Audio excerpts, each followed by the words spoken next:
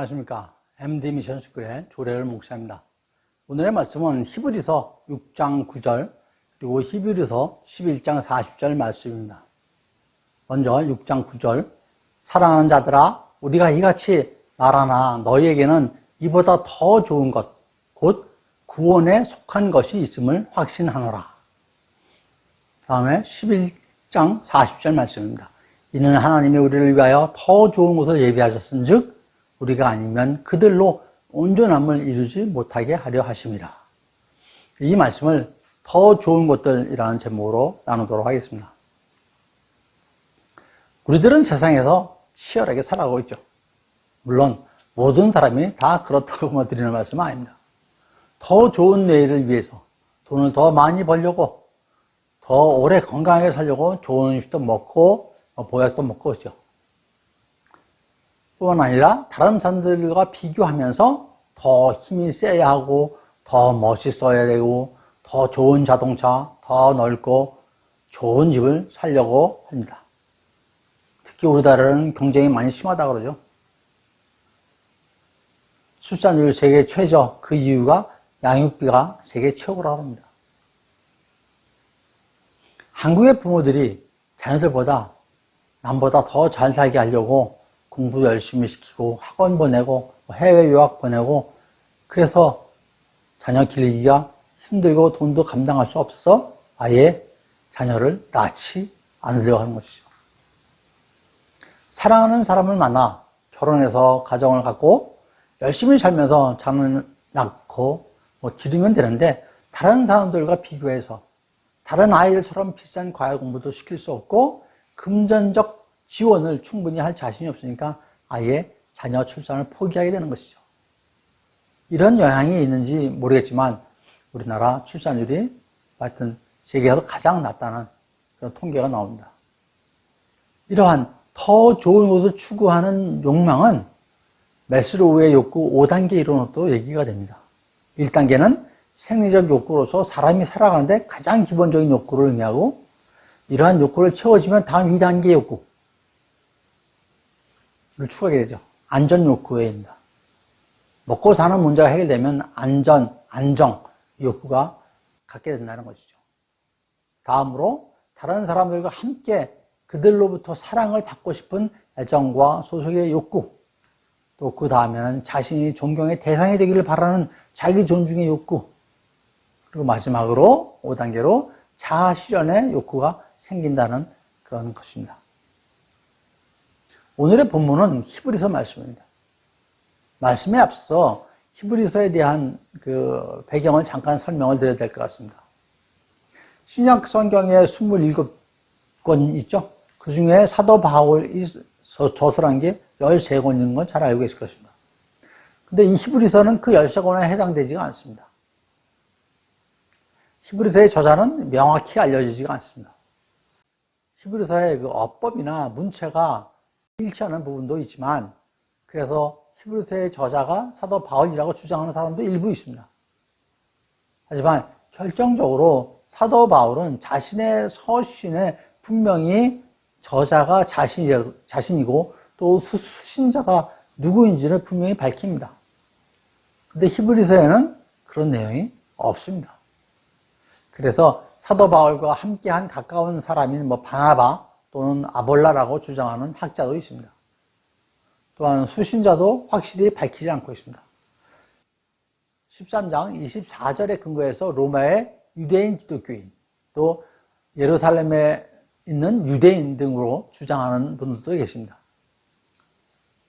아울러 저술시키도 명확치가 않습니다.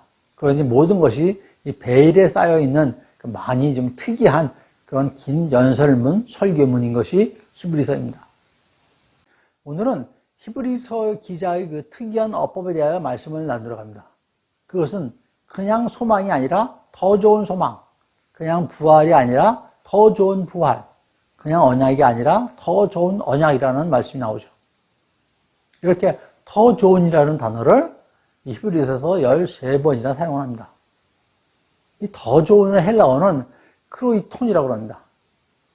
크라토스의 비교급이고 더 강한, 더 좋은, 가장 좋은 이런 최상급의 의미도 포함되고 있다고 합니다. 먼저 세 가지 중에서 더 좋은 부활에 대해서 말씀을 나누도록 하겠습니다. 히브리서 11장 35절 말씀에 여자들은 자기의 죽은 자들을 부활로 받아들이기도 하며 또 어떤 이들은 더 좋은 부활을 얻고자 하여 심한 고문을 받되 구차히 풀려 나기를 원하지 아니하였으며, 구원이면 구원이고 부활이면 부활이지 더 좋은 부활은 무엇입니까? 이 말씀은 부활의 참뜻은 현세에서 찾는 것이 아니고 영원한 하늘나라에 대한 소망을 두는 것이 우리의 부활 신앙인 것이죠. 이는 고린도전서 15장에서 주님의 재림 때의 부활의 역사를 자세히 말씀하고 계십니다. 재림 때는 의인의 부활뿐만 아니라 악인의 부활도 있다는 걸 명심하셔야 됩니다. 즉, 이 땅에 태어났던 모든 인간들 중에서 믿는 자들에게는 영원한 천국으로 인도되는 부활이 있지만 불신자들은 영원한 지옥으로 떨어지는 부활도 있다라는 걸 말씀을 하십니다. 이렇게 주님께서 종말의 때가 되어 심판하려고 재림하실 때에 의인과 악인 모두가 부활하게 됩니다. 그러나 우리 믿는 신자들에게 있어서는 이 땅에서 신앙생활을 어떻게 했느냐에 따라서 차이가 있음을 또한 말씀하고 계십니다. 사도 바울은 고린도전서 15장 35절부터 58절 말씀에 그 고린도 교회의 성도들에게 하신 말씀이 있습니다.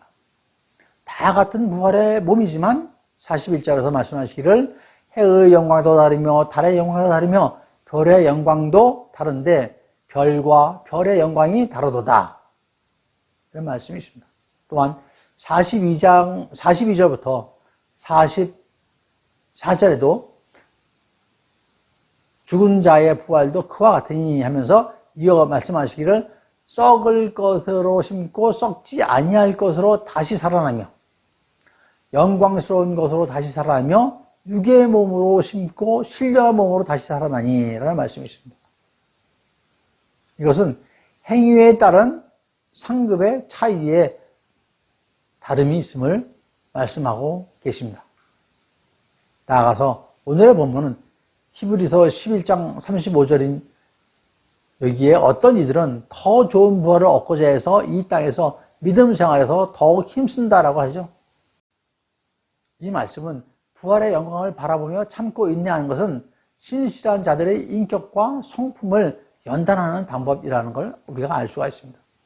어떤 이들은 더 좋은 부활을 얻고자 해서 심한 고문을 받되 구차히 풀려나기를 원하지 않는다라고 말씀하십니다.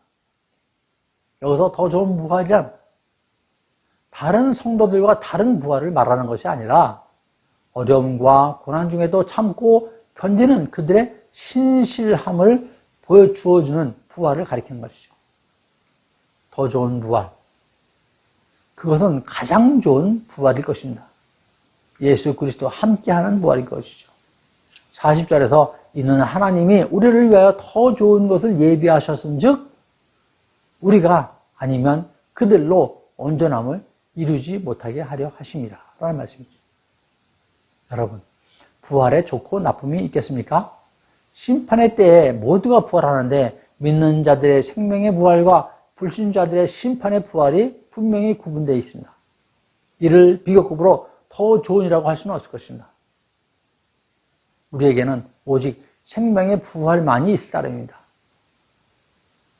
더 좋은 부활은 남들보다 더 인내하고 더 참고 하면은 더 좋은 부활이 있을 것이다 라고 말씀하시는데 그 더 좋은 부활은 영생의 부활인 것이죠. 그런 생명의 부활을 누리시는 여러분 모두가 되시기를 축원드립니다. 두 번째로 더 좋은 소망입니다. 히브리서 7장 19절 말씀에 율법은 아무것도 온전하지 못할지라 이에 더 좋은 소망이 생기니 이것으로 우리가 하나님께 가까이 가느니라 라는 말씀이십니다. 히브리서에서 소망에 대하여 말씀하시기를 3장 6절에서 앞절은 생략하고 말씀드리면 우리가 소망의 확신과 자랑을 끝까지 굳게 잡고 있으면 우리는 그의 집이다라고 말씀하십니다. 여기서 그의 집은 하나님의 집, 하나님께서 거하시는 집을 의미합니다. 그러므로 소망의 확신과 자랑을 끝까지 굳게 붙잡는 사람은 하나님의 집에 거할 수 있다라는 말씀이 되겠죠. 그리스도인이 하나님의 집에 있기 위해서는 소망의 확신과 소망의 자랑을 끝까지 굳게 잡아야 합니다. 소망이 무엇입니까? 헬라어로는 엘피스라고 그러죠.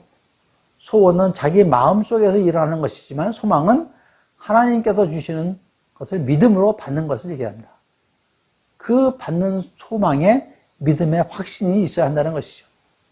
그리고 그 소망을 자신 있게 또 자랑할 수 있어야 합니다. 어떠한 사실에 확신이 없으면 자랑할 수가 없겠죠? 여러분, 세상 사람들은 무엇을 자랑하나요? 요한 2장 16절 말씀에 세상에 있는 모든 것이 육신의 정욕과 안목의 정욕과 이생의 자랑이라고 하셨습니다. 그래서 이것들은 세상으로부터 온 것이라고 합니다. 그래서 고린도전서 1장 31절 말씀에 자랑하는 자는 주 안에서 자랑하라 하셨죠?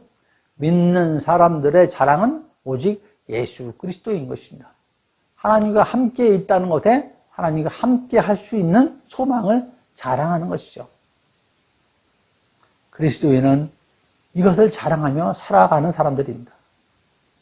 또한 6장 19절에서 우리가 이 소망을 가지고 있는 것은 영혼의 닷 같아서 튼튼하고 견고하여 휘장 안에 들어가나니 라고 하십니다.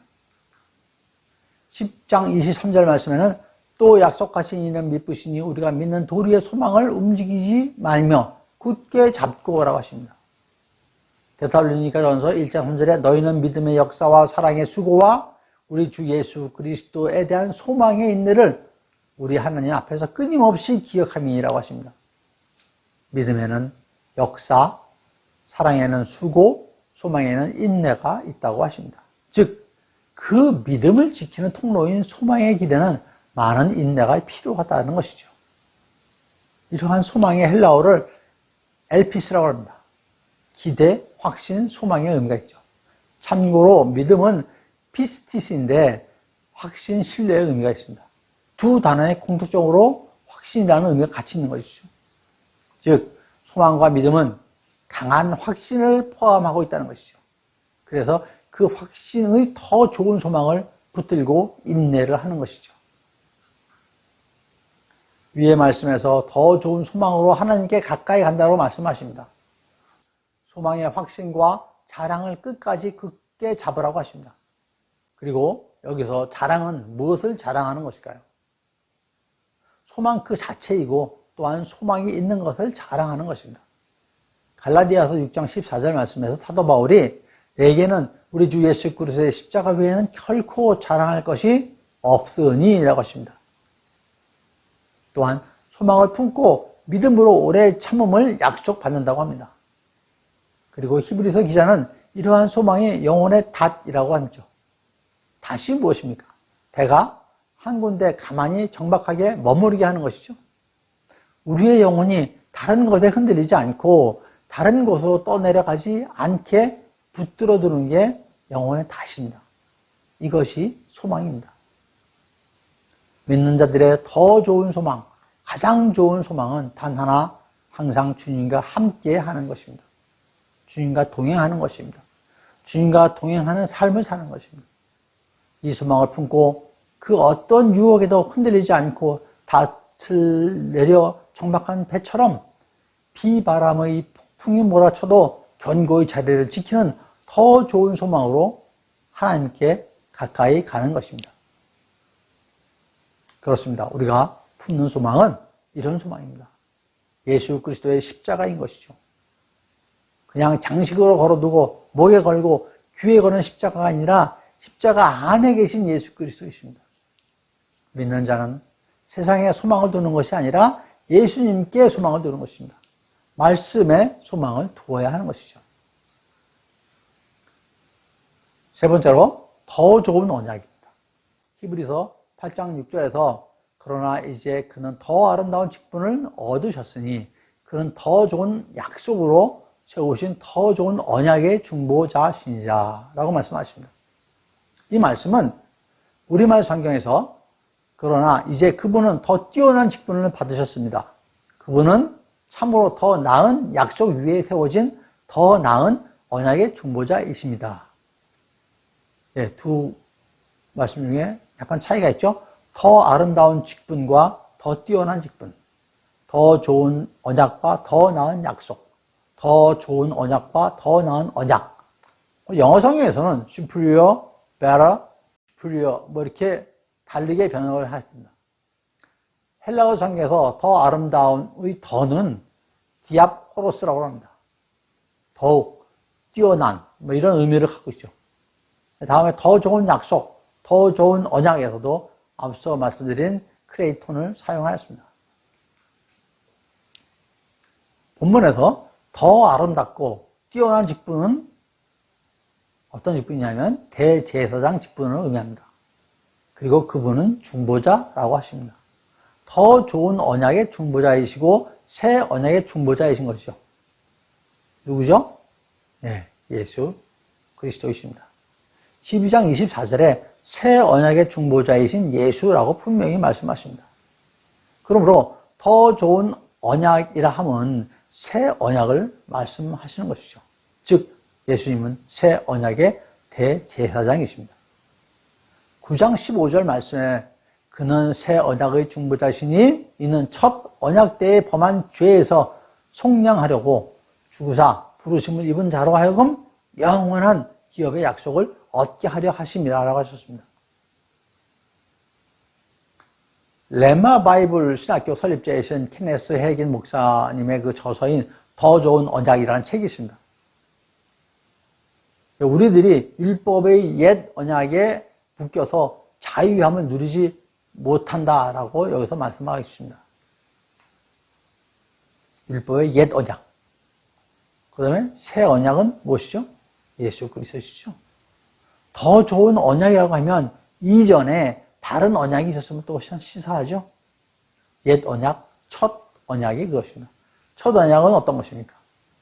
하나님께서 시내산에서 모세를 통하여 베푸신 율법의 행위 언약을 말합니다.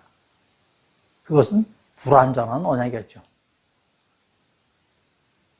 그렇다고 구약의 언약이 뭐 악하거나 나쁜 것은 아닙니다. 그것은 아름다운 언약이죠. 하지만 이제 더 좋은, 더 아름다운 언약이 생겼습니다.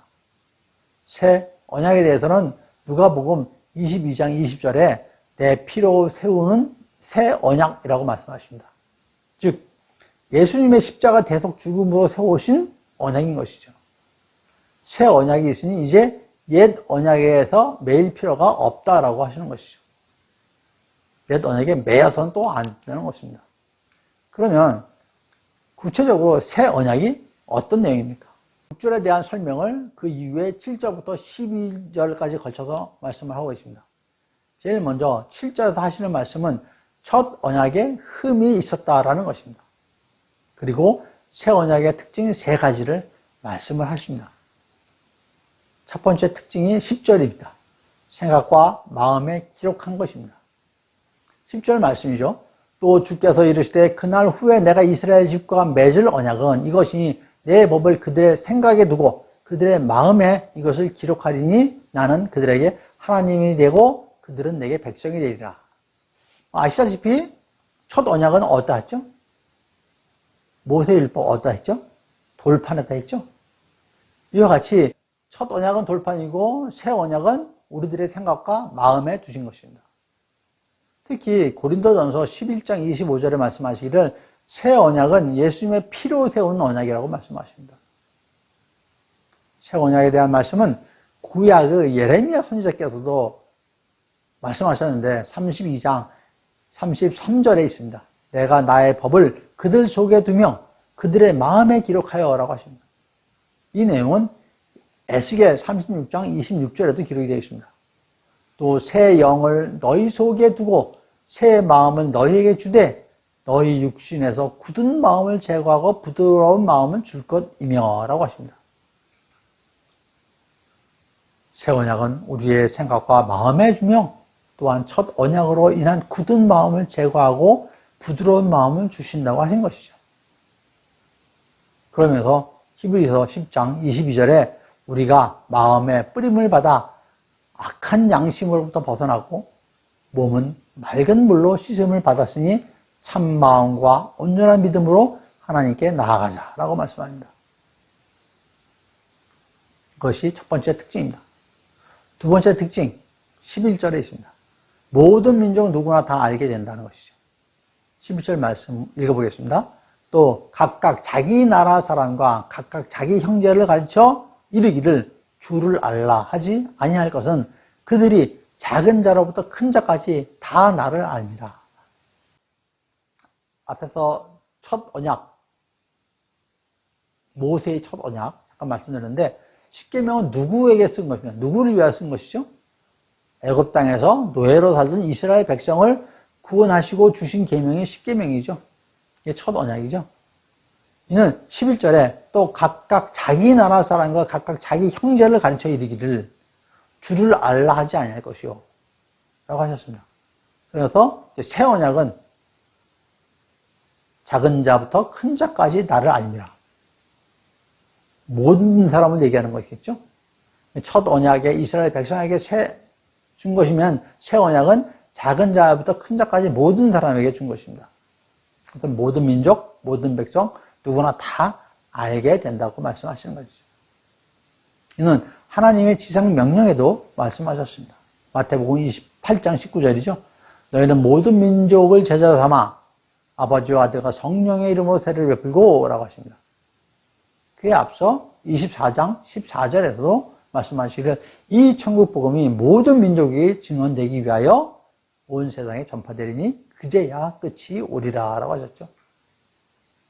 그것처럼 첫 언약은 이스라엘 백성들, 그 다음에 새 언약은 모든 민족, 그 차이가 있다라고 말씀을 드릴 수 있습니다. 세 번째 특징은 12절입니다. 불의를 긍휼히 여기고 죄를 기억하지 않습니다. 12절 말씀은 내가 그들의 불의를 긍휼히 여기고 그들의 죄를 다시 기억하지 아니하리라 라고 하는 말씀입니다. 이 말씀은 예레미야 32장 34절에 내가 그들의 악행을 사하고 다시는 그 죄를 기억하지 아니하리라. 여기서 이미 구약에서 말씀하셨죠. 그런데 악행을 사하다라는 것은 이해가 가는데 불의를 긍휼히 여기다. 좀 이상하지 않습니까? 잘못한 것을 긍휼히 여기다. 긍휼히 여긴다는 것은 다정히 사랑하며 측은히 여긴다는 것을 말합니다. 상대방을 그대로 받아주고 은혜를 베푸는 것을 말합니다. 이는 의롭지 않은 행위를 하는 사람에 대해서 측은히 여긴다는 얘기죠. 그리고 그 죄를 기억하지 않겠다는 말씀입니다. 즉 죄사함을 말씀하고 계신 것이죠. 예수 그리스도의 새 언약은 십자가의 피로 맺은 언약입니다. 십자가 대속의 언약입니다. 그분은 우리의 죄를 대신 지시고 우리의 죄를 사하여 주십니다. 그래서 우리는 불의에서 의로 옮겨졌으며 하나님 앞에 나아갈 수 있게 된 것입니다. 예수 그리스도는 우리와 하나님 사이의 유일한 중보자이십니다. 그래서 더 좋은 언약의 중보자이신 것이죠. 더 아름다운 직분을 가지신 분이십니다. 지금까지 더 좋은 부활, 더 좋은 소망, 더 좋은 언약에 대해서 말씀을 드렸습니다. 공통점이 무엇인가요? 오직 한 분 예수 그리스도이신 것이죠. 오늘의 본문인 히브리서 말씀을 다시 보겠습니다. 히브리서 6장 9절에 사랑하는 자들아 우리가 이같이 말하나 너희에게는 이보다 더 좋은 것 곧 구원에 속한 것이 있음을 확신하노라. 그리고 11장 40절 이는 하나님이 우리를 위하여 더 좋은 것을 예비하셨은즉 우리가 아니면 그들로 온전함을 이루지 못하게 하려 함이니라. 그분께서 이 땅에 오신 목적은 우리의 구원입니다. 그리고 이 구원은 예수 그리스도 한 분만이 온전히 이루실 수 있다고 말씀하시는 것이죠. 이 세상 그 무엇보다 더 좋은 것, 구원의 예수 그리스도를 믿는 믿음의 자녀로 더 좋은 부활, 더 좋은 소망, 더 좋은 언약을 붙잡고 나아가는 여러분 모두를 축복드립니다. 네, 감사합니다. MD 미션 스쿨의 조랭을 목사였습니다.